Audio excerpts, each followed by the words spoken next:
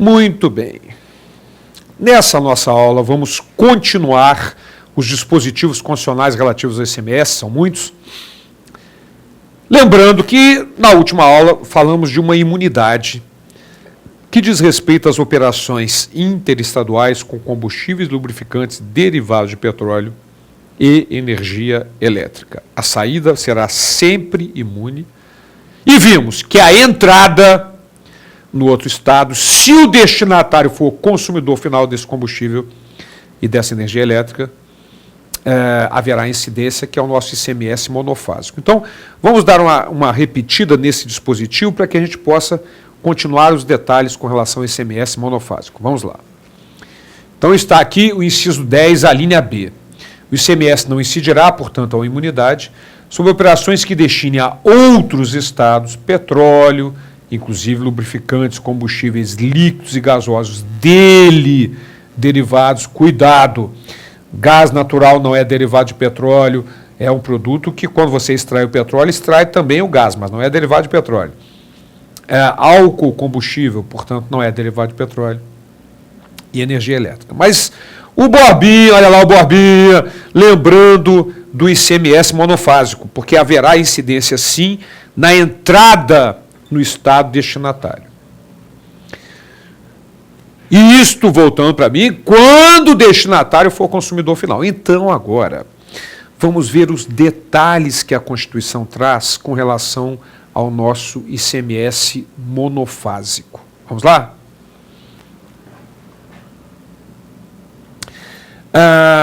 Determina a Constituição que cabe à lei complementar definir os combustíveis lubrificantes sobre os quais o imposto incidirá uma única vez, por isso chamado ICMS monofásico, qualquer que seja a sua finalidade, hipótese em que não se aplicará o disposto no inciso 10, a linha B.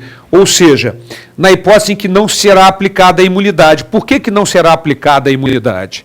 Porque na saída vai ser sempre imune, mas a entrada vai ser tributada, neste caso.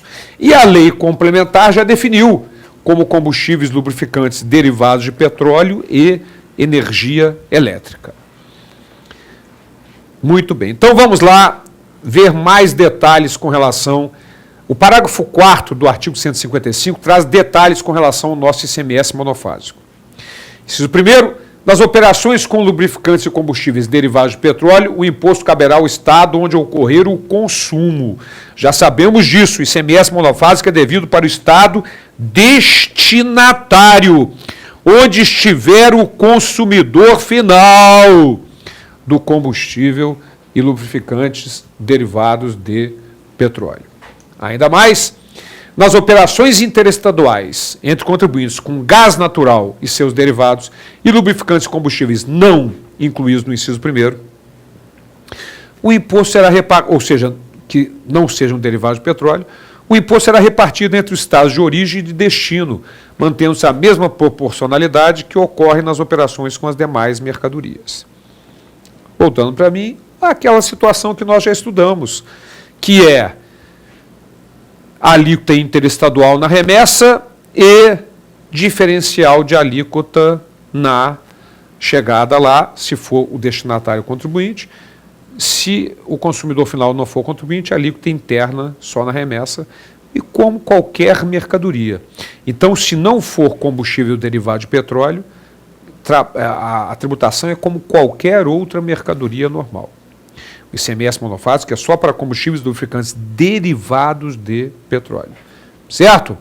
Mas vamos adiante, vamos ver outros detalhes importantes sobre o ICMS monofásico.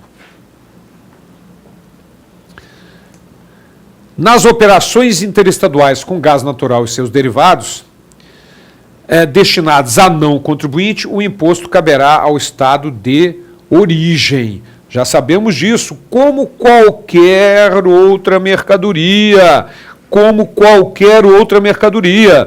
que vai para consumidor final localizado em outro estado, quando esse consumidor final não for contribuinte, a operação é tributada pela alíquota interna na saída e não é tributada lá na chegada.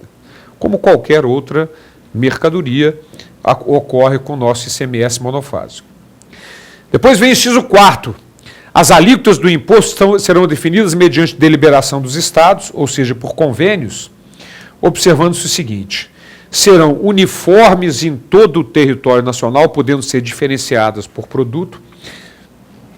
Voltando um pouco para mim, cuidado, que aqui já é uma exceção ao princípio da legalidade, o ICMS monofásico, porque as suas alíquotas não são fixadas por lei, são fixadas por convênio entre as unidades da federação. Muito importante esse detalhe do ICMS monofásico. Mas vamos adiante. A linha B. Poderão ser específicas por unidade de medida adotada ou ad valorem, incidindo sobre o valor da operação ou sobre o preço que o produto ou seu similar alcançaria em uma venda em condições de livre concorrência. Muito bem. A alíquota específica, a alíquota ad valorem. Eu vou fazer um esqueminha de novo. Vamos lá colocar a minha tela para fazer aquele esquema com a minha letra bonita, a letra bonita do Borbinha.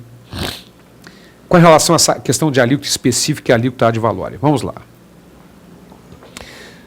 Quando se fala em alíquota, normalmente vem a imagem para a gente de um percentual, mas nem sempre é assim. Realmente, se a alíquota for ad valorem,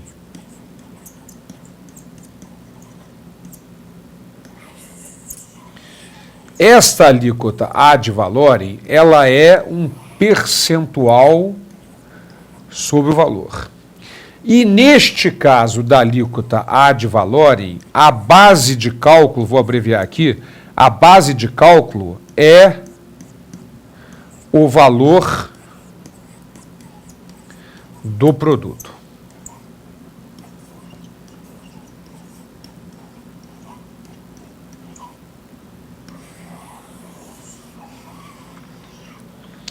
No entanto, existe a alíquota chamada alíquota específica.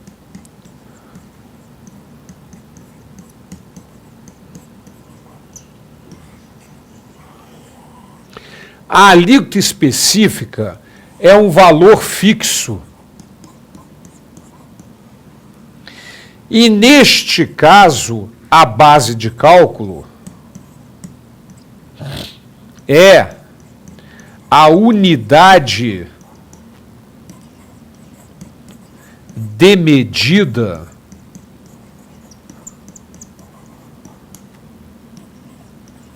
adotada pela lei.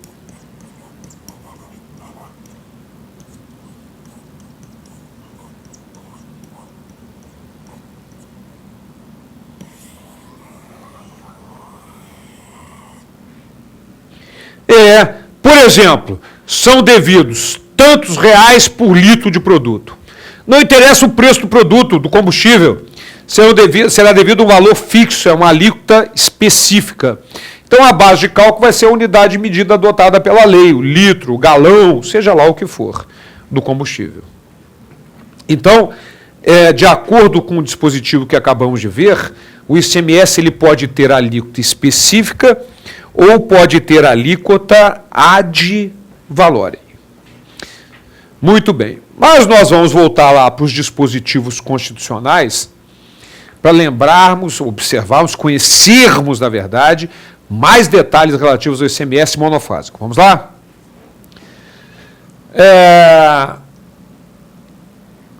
As alíquotas poderão ser reduzidas e restabelecidas, não se lhes aplicando o disposto no artigo 150, inciso 3º, a linha B, que é o princípio da anterioridade. Muito cuidado, gente. O ICMS monofásico é exceção à anterioridade. Não é exceção à noventena, precisa esperar os 90 dias, mas é exceção à anterioridade, mas com detalhe. Quando o governo reduz a alíquota e a restabelece. Então, se a alíquota era de 10%, baixou para 8%, restabeleceu para 10%, esse aumento de 8% para 10% não obedece à anterioridade. Mas cuidado, se for para aumentar além da alíquota atual, aí terá que obedecer à anterioridade, sim. Então, esta é a questão do ICMS monofásico. aquele ICMS, portanto, incidente sobre combustíveis, lubrificantes e derivados de petróleo, que tem um tratamento diferenciado pelo próprio texto da Constituição, com fixação de alíquotas, né, diferenciadas, enfim. Muito importante essa questão do nosso ICMS. Todos esses detalhes, conforme nós vimos no parágrafo 4º do artigo 155 da Constituição. Mas vamos lá, vamos adiante. O parágrafo 5º determina que as regras necessárias à aplicação do disposto no parágrafo 4º, ou seja, as regras com relação ao ICMS monofásico, serão estabelecidas mediante deliberação dos estados e do Distrito Federal, ou seja, através de convênios, inclusive a fixação das alíquotas, já sabemos disso, ok? Do nosso ICMS monofásico. Então, minha gente, vejam como o Constituinte dedicou vários dispositivos com relação ao ICMS monofásico. Muito importante. Mas, então nós vimos, só para não pegar perder, né, o contexto, nós vimos a imunidade da exportação, vimos a imunidade de combustíveis, lubrificantes, derivados de petróleo e energia elétrica destinados a outro estado. E agora vamos ver a terceira imunidade com relação ao ICMS. Vamos lá? O ICMS não incidirá sobre o ouro, nas hipóteses definidas no artigo 153, parágrafo 5º da Constituição Federal. Minha gente, sabemos que o artigo 153, parágrafo 5º, vamos até recordá-lo, vamos mostrar agora, determina que o ouro, na operação de origem, ele só sofre incidência do IOF. Aquele IOF que tem a alíquota mínima fixada na própria Constituição em 1% e que é assegurado o repasse 30% para os estados e Distrito Federal e 70% para o município do IOF incidente sobre o ouro. Então, na medida em que o texto da Constituição, no artigo 153, parágrafo 5º, diz que só pode incidir o ICMS sobre o ouro, na operação de origem, é uma imunidade com relação ao ICMS. Então vamos lá? Vamos lembrar desse dispositivo. O ouro, quando definido em lei como ativo financeiro ou instrumento cambial, sujeita-se exclusivamente à incidência do IOF, do imposto previsto no inciso 5º. Devido à operação de origem, a alíquota mínima será de 1%, será repartida a receita 30% para o Estado, Distrito Federal de origem do ouro e 70% para o município de origem do ouro. Muito bem, então essa foi a terceira imunidade. Exportação, a primeira, combustíveis, lubrificantes derivados de petróleo, a segunda, em operações interestaduais, e o ouro quando ativo financeiro ou instrumento cambial, porque só pode haver incidência do IOF na operação de origem, da extração. Depois, quando ele se transformar em mercadoria, aí sim vai haver incidência do ICMS quando ele se transformar em mercadoria. Mas essa é outra questão. Lá, enquanto ativo financeiro ou instrumento cambial, é uma hipótese de imunidade. Mas nós temos mais uma imunidade. Está no artigo 155, parágrafo 2º, inciso 10, a linha D de dado. Vamos lá? Não incidirá nas prestações de serviço de comunicação nas modalidades de radiodifusão sonora, de sons e imagens, de recepção livre e gratuita. Minha gente, então canais abertos como Globo, SBT, Record, enfim, e rádio de recepção livre e gratuita, você não tem que pagar para receber aquilo, são serviços de comunicações imunes ao ICMS. Foi um lobby muito forte no Congresso Nacional, né, dos empresários desse setor para conseguir essa imunidade, e conseguiram, com a emenda constitucional 42, criar essa imunidade para o serviço serviço de recepção livre e gratuita. Portanto, serviço de telefonia, por exemplo, que é cobrado, tem ICMS, serviço de televisão a cabo, o serviço de rádio para internet, seja lá o que for cobrado, serviço de comunicação, incidência do ICMS. A imunidade é para serviços de comunicação de recepção livre e gratuita, canais abertos, rádio, etc.